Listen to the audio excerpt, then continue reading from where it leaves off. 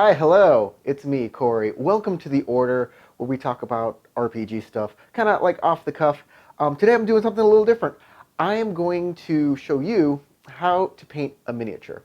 Now, miniatures are these little figurines that come with a lot of board games nowadays, and they're great for role-playing games. They start it, really, in role-playing games. But a lot of people, they have them, they don't do anything with them, and you really need to, show them a little love, give them a little paint, and that gives them a personality, or accentuates their personality, and kind of makes it your own. Now, I'm not a master painter. I am not a professional, like, miniature painter here, showing you all the tips and tricks. I am a person who likes to do role-playing games and board games, and I just like my sets to have a little more color to them. And I think that's the point here, is that anybody can do this, and if you care about your games, you should. So first I'm going to show you the tools you need to start painting. The first thing you'll need are paints. Now, you can buy a kit of paints from Warhammer or from Reaper Miniatures or from a whole bunch of different places. You can even go to a hobby store like Michael's or Hobby Lobby to buy some paint. But you'll want to get a specific kind. Acrylics. Acrylics work best on these little minis. Don't worry about getting all the colors yet. Just get a nice, good, like, basis, a lot of primaries and secondaries, and of course black and white. And then just get one of these, a palette, where you can mix colors to make newer colors or darker or lighter versions of the colors you already have. Two types of paints you want in particular, though, are a black primer.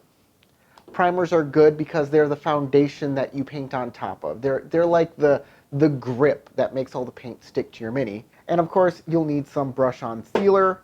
When you're all done, you'll want to seal the mini so the paint doesn't chip. The next thing you'll need, of course, are brushes. Mainly some fine tip brushes. Later on, you'll probably want like a feather brush for dry brushing or other techniques. But in the beginning, just make sure you have good brushes to get a nice even coat of paint on a small surface and something that you'll be comfortable with detail work. You'll want a cup of water as well to clean your brushes. Do not drink the paint water. Very important. Next, you might need some files. Files are important because some miniatures have flack on them. These are little imperfections in the miniature, be them plastic or metal, that you'll have to file down to make the surface smooth or uniform, or even if you want to add a scar or detail to that miniature, you can do it with a miniature file kit just like this one. Of course, you'll need a miniature. They can come in pewter or plastic. I'm using this one right here because he is a pretty basic miniature. He's mostly just a shirtless dude, and he has a little bit of clothing. He's got one item and just a tad of detail. There's not much to him, so we can get him out in a pretty reasonable amount of time. The last thing you'll need is a paper bag or some newspaper. If you got one of these, you're just going to take your scissors and you're going to cut it up and make a tablecloth out of it. Yeah, we're going to make a tablecloth out of it so we don't ruin our table. We're going to have a close-up view of painting from here on out. I apologize for the autofocus. I'm doing this by myself, so I hope it doesn't turn out too poorly. The first thing we're going to do is we're going to sand this guy down. There is a line that goes down here where they pressed the mold. So I'm going to take this line out. You probably can't see it very well on the camera, but there is a press line there. You can see it on his arm right there. There's a press line, and we need to take that out with a little bit of filing.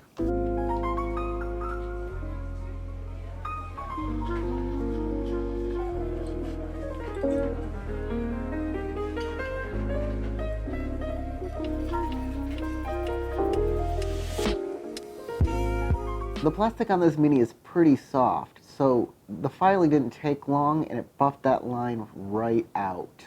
The next thing we need to do is prime it with some black primer. to prime this miniature and make sure it can hold paint.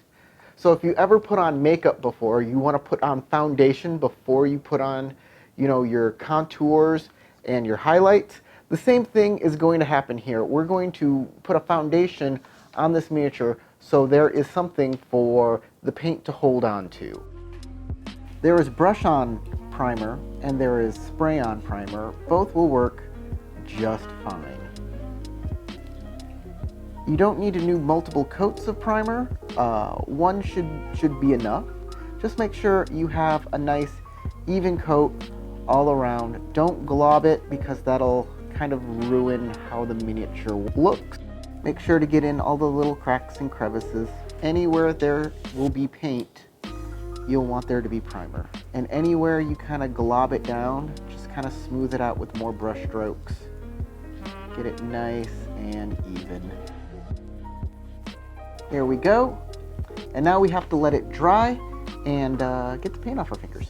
Before you proceed, you want to make sure that the primer has dried completely, because if you start painting while the mini is still wet, the paints are going to mix and you're going to have a bad time. When painting your mini, there are 3 steps. Step 1 is your base coat, and it's going to be a darker coat of paint. We're going to pick paints that are the kind of colors we want, but really darker versions of them. Then we're going to have a regular coat of paint, the colors that we kind of envision for it, and then we're going to put on highlights, which are really light colors. This will give us deep shadows and popping highlights where the light would normally fall on it. Now you're saying, well, isn't the model 3D already? Why do you need to put in shadows and highlights on something that's already 3D? Well, just as a makeup artist would put makeup contouring on a person's face after they put on a coat of foundation, same thing you need to do with a mini with their coat of paint. It can make a miniature look flat like this one, but if you do shadowing and highlighting, it can make it look dynamic like that one. So I've picked a couple colors here. For the leather on him, I picked walnut brown. For his skin, I picked dusky skin. It's the darkest skin tone I have. And for his cape, well, not his cape, but his clothing, I want to make it red, so I'm going to start with a burgundy wine color. Now, he has metal accents, like his axe and his armor plates on his legs. And the darkest gray I have is the stone gray, but it's not as dark as I'd like. So this is where it comes in, where you'll want to mix some colors. So make sure you shake your paints, shake them up so they're nice and even, because they can separate. And dab a little in there. And then we're going to mix it with a little bit of black just to darken it up. Here, let me show you what's going on here. So there it is, and we're going to put in just a drop or two. Whoa, that might be too much. There we go. That's a good, nice dark color. Not black, but very dark gray. That's what we're going for. This is what we're going to use for our steel. We're going to put on the first coat of paint, which will be very dark and dramatic. A couple things here while you're painting that are pretty important. Don't worry at this stage about going through and painting over things like details like these straps here that he has. If you go over them, that is fine, because we'll be retouching them up during the detailing stage, which is actually the 4th painting stage. Also, I don't mind being a little sloppy with my base coats and then touching them up at the end of that painting process when everything is nice and dry. Just going back and doing a little touch-ups here and there and making sure that the colors are not overlapping onto places that they're not supposed to be. You want to make sure that the colors are in all of the deep crevices, because these are your shadows. And we're going to let this little guy dry until the next stage in the process. So now here's our second group of paints that we're going to use to make him look a little more like a person than a shadow. We're going to be using leather brown for his leather and wood parts. We're going to be using tanned skin, that comes in tanned skin, for his fleshy parts. We're going to use violet, is it violet red or violent red? No, it's violet red for his cape, his piece of clothing. We're going to be using rainy gray for his animal pelt parts. And this steel, which has sparkles in it, we're going to be using this for his axe and for his armored part. Again, use a palette, mix colors if you need to mix them. If you don't have the right ones or it's not the color that you want, you can always mix colors together to make them better. So when doing your second coat of paint, you don't want to get into the deep cracks and crevices. You want to paint on the surface of the miniature. When you first get a big glob of paint, you're going to wipe it down on a piece of paper or a tissue, and then you'll begin to paint. That way it won't be as watery and it won't seep into the crevices. You don't want the paint to be blotchy, but you don't want it to get into the crevices either. So you might want to do 2 coats just to get out the blotchiness that the paint may have.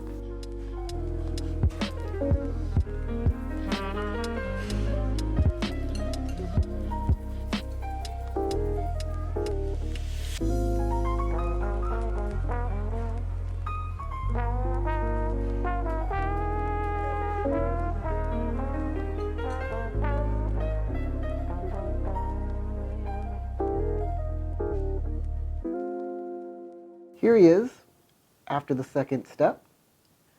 He's coming together quite nicely. You can see he has good definition, but he's not done yet. We need to put the highlights on him, and I've chosen these paints for our highlights. On the cape, we have a bright red. For his skin, I'm using a very light color called bear skin. For his armor, we're using a polished silver. For his, well, where am I going here? Where am I going next? For, I think, the wood, we're going to try either some clear yellow or some sun yellow. I'm not sure how this is going to go. We'll mess around a little. And on his fur, I want to use golden blonde, and I want to give it like some blonde highlights in it. We'll see how that all works out. I'm sure it'll be fine. When doing highlights, there's a special technique called dry brushing you need to use. This will get the paint only on the top portions that the light hits the most. Dry brushing is very easy. You take the color you want to highlight, you get a little paint on it, and then you're going to take a piece of tissue and you're going to get as much paint off that brush as possible. Well, not as possible, but a good deal of it. And then you're just going to kind of brush over, and it should only hit the top parts of your model. So everything else underneath that top part stays a darker color. Keep going, so only the top parts of the model are the ones getting highlighted.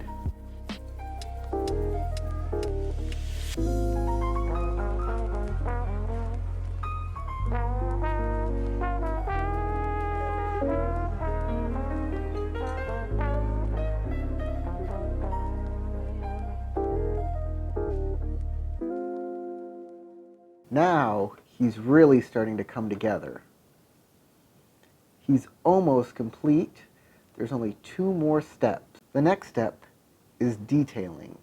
His straps, any little medallions or little rivets perhaps, just things, little items that you want to make pop. Should get a little extra paint on them to make them do so. Also, his eyes and his lips can be painted a different color to make them more impressive.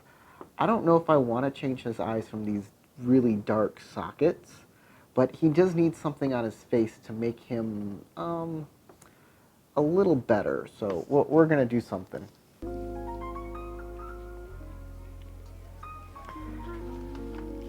I'm going to use a more fine detailing brush.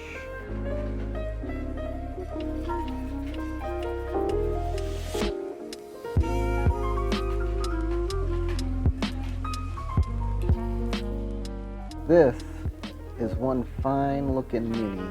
He looks tough, he looks shiny, and he looks ready to be on my tabletop. But he's not done yet. There's one last step. You need to seal it up and make sure that the paint doesn't chip so you can store them and play with them and handle them without worry. Make sure the mini is totally dry before you start sealing it, and then just do a nice smooth coat over the entire miniature. So here he is in all his glory. Is he perfect? No, but that's not the point. The point is to give him character, personality, to have a piece that you'll be proud to have on your table representing your character. So that's it. I hope you see that this task, which could seem daunting at first, is actually pretty simple and a lot of fun, filled with creativity. If you like this video, of course, subscribe, like it, do all those things, comment, tell me how you could do better. This is just the basics. There's so much more. There's a deep rabbit hole to painting these kinds of models. I hope you're on your way, and remember, never stop gaining experience. See you next time.